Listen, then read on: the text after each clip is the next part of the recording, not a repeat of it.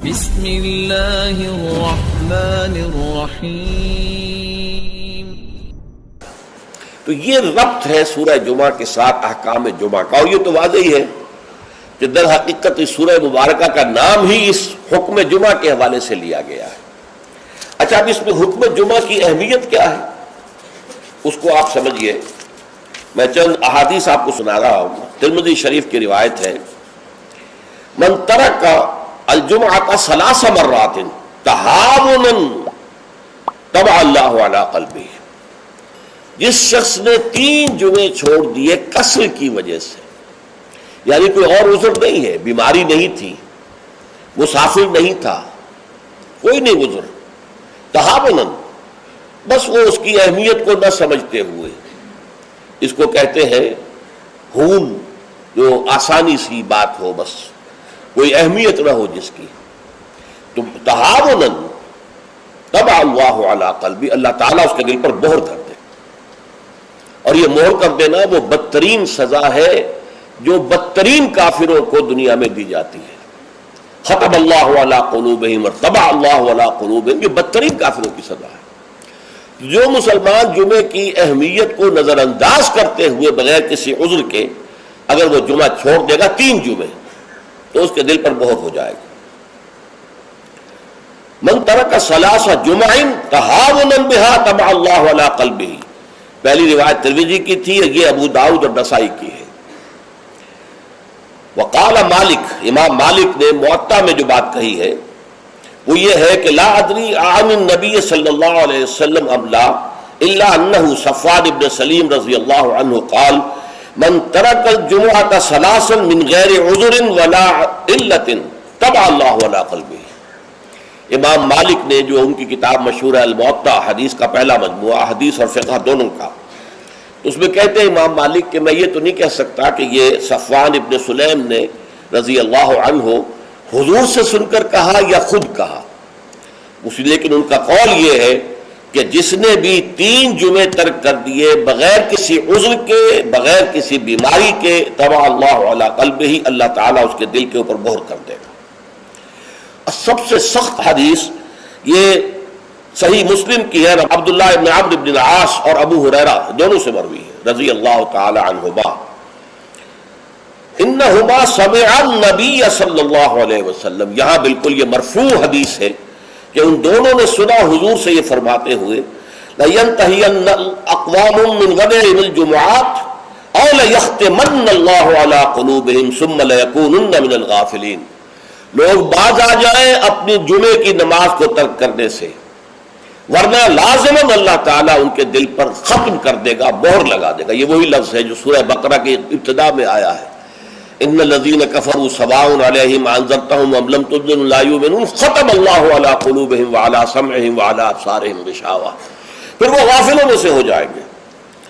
اسی صحیح مسلم میں حضرت عبداللہ ابن مسعود سے ایک اور روایت ہے، ان النبی قال لقوم یتخلفون عن الجمعۃ لقد ہممت ان آمر رجلا یصلی بالناس ثم احرق علی رجال یتخلفون عن الجمعۃ بیوتہم۔ حضور نے فرمایا میرا یہ دل چاہتا ہے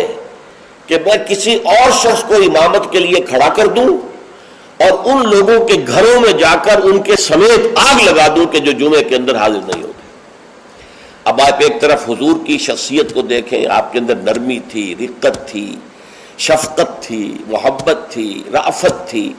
لیکن دوسری طرف سختی کا یہ عالم ہے کہ جمعے کی اہمیت تاکہ معلوم ہو جائے کہ جمعے کی اہمیت کیا ہے۔ یا ایھا الذین آمنوا اذا نودی للصلاۃ من یوم الجمعۃ فاسعوا الی ذکر اللہ وذروا البیع، اے ایمان کے دعوے دارو، جب پکارا جائے نماز کے لیے جمعے کے دن، مراد ہے نماز جمعہ۔ ویسے تو ظاہر بات ہے کہ اذان تو فجر کی بھی ہوگی، عصر کی بھی، مغرب کی بھی، عشاء کی بھی، یہاں مراد کیا ہے؟ نماز جمعہ کے لیے جب اذان دی جائے فاسعوا الی ذکر اللہ، لفظی ترجمہ تو ہوگا تو پھر دوڑ پڑو اللہ کے ذکر کی طرف، صحیح کے معنی دوڑنا ہے، لیکن یہ کہ چونکہ حضور نے صلی اللہ علیہ وسلم دوڑنے سے منع کیا ہے، لہذا لپکو، یعنی ہمتاً متوجہ ہو جاؤ۔ اب کوئی کاروبار دنیاوی تمہیں ذرا اس گاہک کو نپٹا لوں، پھر نہیں، فوراً کاروبار بند، فرمایا فسعوا الی ذکر اللہ وذروا البیع، کاروبار چھوڑ دو، ذالکم خیر لکم ان کنتم تعلمون، یہی تمہارے لیے بہتر ہے اگر تم سمجھو۔ اب دیکھیے، غور کیجئے اس میں کہ ہو سکتا ہے کوئی شخص، کوئی دکاندار بیچارہ صبح سے بیٹھا تھا، کوئی گاہک نہیں آیا، عین جس وقت گاہک دکان میں داخل ہوا اسی وقت اب اذان جمعہ کی آواز آ گئی، اب بڑے سخت امتحان میں ہے وہ، لیکن فرمایا گیا ذالکم خیر لکم، بظاہر گھاٹے کا سودا ہے، صبح سے بیکار بیٹھے تھے، کوئی گاہک نہیں تھا، اب آیا ہے تو نماز کی اذان آ گئی، چھوڑ کے جانا پڑے گا۔ ضرور بیع، کاروبار چھوڑ دینا یہ لازم ہے، یہ حکم ہے، یہ واجب ہے، فرض ہے چھوڑ دینا، اس میں کسی قسم کی کوتاہی جو ہے وہ پسندیدہ نہیں ہے۔ تو جمعہ کی اہمیت کے لیے ایک طرف تو قرآن مجید کے یہ الفاظ، یا ایھا الذین آمنوا اذا نودی للصلاۃ من یوم الجمعۃ فاسعوا الی ذکر اللہ وذروا البیع ذالکم خیر لکم ان کنتم تعلمون، اور اس کے ساتھ جمع کیجئے وہ احادیث جو میں آپ کو سنا چکا ہوں۔ اگر 3 جمعے کسی مسلمان نے بغیر عذر کے، ہاں عذر ہو سکتا ہے، آپ بیمار ہیں تو آپ پر فرض نہیں ہے، آپ مسافر ہیں تو مسافر پر فرض نہیں ہے، آپ غلام ہیں کسی کے تو آقا کی اجازت کے بغیر نہیں جا سکتے، لہذا غلام پر بھی جمعہ فرض نہیں ہے، بچے پر بھی جمعہ فرض نہیں ہے، خواتین پر جمعہ فرض نہیں ہے، وہ اپنی ظہر کی نماز اپنے گھروں میں ادا کریں، جمعہ کی فرضیت نہیں ہے۔ لیکن جس پر جمعہ فرض ہے اور پھر وہ صرف تہاوناً، کسل مندی یا اس کی اہمیت کو نہ سمجھتے ہوئے وہ اگر جمعے مسلسل 3 ترک کر دے گا تو طبع اللہ علی قلوبہم بھی آ گیا، اور ختم اللہ علی لیختمن اللہ علی قلبہ، اللہ تعالیٰ اس کے دل کے اوپر مہر کر دے گا۔ اچھا، اس میں اب جو نوٹ کرنے کی بات ہے وہ یہ ہے، جمعے کو جمعہ بنانے والی شے خطبہ جمعہ ہے، نماز تو ظہر کی نماز کا قائم مقام جمعہ ہے نا، ظہر کے 4 فرض ہیں اور جمعے کے 2 ہیں، تو نماز اصل شے نہیں ہے، اصل شے جو ہے خطبہ جمعہ ہے، جس نے کہ جمعے کو اہمیت دی ہے۔ اس لیے کہ خطبے میں تعلیم ہوتی ہے، تلقین ہوتی ہے، جسے میں نے کہا اصل جو مقصد ہے یہ ہفتے وار اجتماع ہے، اس ہفتے وار اجتماع میں تازہ کرنا ہے اپنے نظریے کو، اپنے خیالات کو، اپنے نظریات کو، اپنے عقائد کو تازہ کرنا ہے، اسے پانی دینا ہے، سینچنا ہے، اور یہ کام در حقیقت خطبے کا ہے۔ ویسے یہ کہ تاریخی اعتبار سے جان لیجئے کہ اسلام جو ہے، شروع سے اسلام ہے، حضرت آدم سے لے کر حضور تک اور آج تک اصل دین جو ہے وہ اسلام ہے، ان الدین عند اللہ الاسلام۔ یہ تو اسلام کے ایڈیشنز ہیں کہ ایک خاص احکام جو حضرت موسیٰ کو دیے گئے تو وہ اس وقت کے لوگوں کے لیے وہ لازم تھے، پھر وہ احکام جو ہے شریعت محمدی کی شکل میں آئے ہیں صلی اللہ علیہ وسلم، تو ہم پر وہ واجب ہے، لازم ہے۔ لیکن یہ کہ یہ نظام جو ہے رہا ہے ان تمام مذاہب میں کہ ہفتے کے ایک دن کو فارغ کیا جائے اللہ کی یاد کے لیے، چنانچہ یہ حکم جمعہ ہی تھا کہ جو دیا گیا تھا امت موسوی کو علی نبی الصلاۃ والسلام، جمعہ کا دن تھا، ہمیشہ سے جمعہ ہی کا دن جو ہے وہ در حقیقت مقدس دن ہے، اور جمعہ ہی کا دن ہے کہ جو ابتدائے آفرینش سے چلا آ رہا ہے اس کام کے لیے۔ لیکن یہودیوں نے اپنی جو بھی شر پسندی تھی ان کے اندر، ان کے مزاج میں جو بغاوت تھی، ان کا جمعے کو چھوڑو جی ہفتہ کرو، تو اللہ تعالیٰ نے بھی پھر ہفتہ ہی ان پر فرض کر دیا، اور ان کے ہاں یہ ہفتہ اتنا سخت تھا، جمعے کی مغرب کی نماز کے بعد سے لے کر اگلے ہفتے کی مغرب تک 24 گھنٹے کوئی کاروبار دنیاوی مطلقاً حرام تھا۔ آج بھی امریکہ کے اندر جو لوگ رہتے ہیں، جو کہ پریکٹسنگ جیوز ہیں، جن کے وہ لمبے لمبے بال ہوتے ہیں، ادھر زلفیں ہوتی ہیں، اور انہوں نے لمبے لمبے کوٹ سے رنگ کے پہنے ہوتے ہیں، اور فیلٹ ہیٹ ہوتا ہے ان کا خاص طرز کا سیاہ رنگ کا، یہ جو پریکٹسنگ یہودی ہیں، آرتھوڈاکس یہودی ان کو کہتے ہیں، یہ جمعے کی شام سے اپنے ٹیلی فون کنیکشن بند کر دیتے ہیں، کوئی گفتگو نہیں، ان کے تمام دفاتر بند، گھروں پر بھی کوئی ٹیلی فون نہیں دیں گے، وہ سب بند، اور اس کے بعد ان کا پورا دن گزرتا ہے۔ لیکن وہاں فرق یہ ہے کہ وہاں کوئی جماعت کا اہتمام نہیں تھا، اپنے اپنے طور پر اللہ کو یاد کرو، تورات پڑھتے رہو، جو بھی ان کی ہاں شکل تھی نماز کی اس میں وقت گزارو، دنیاوی کاروبار جو ہے وہ کوئی نہیں ہوگا۔ اس کے بعد عیسائیوں کا معاملہ آیا، انہوں نے ایک اور آگے قدم بڑھایا،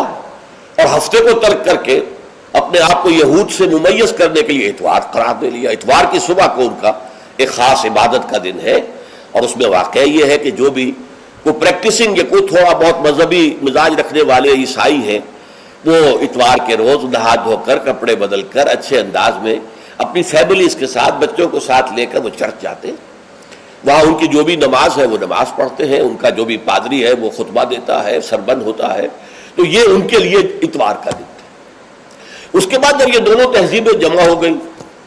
یہودی جو ہے انہوں نے گویا کہ غلبہ حاصل کر لیا عیسائیوں پر, تو اب انہوں نے ویکینڈ کر لیا, سیٹرڈے اور سنڈے بوتھ,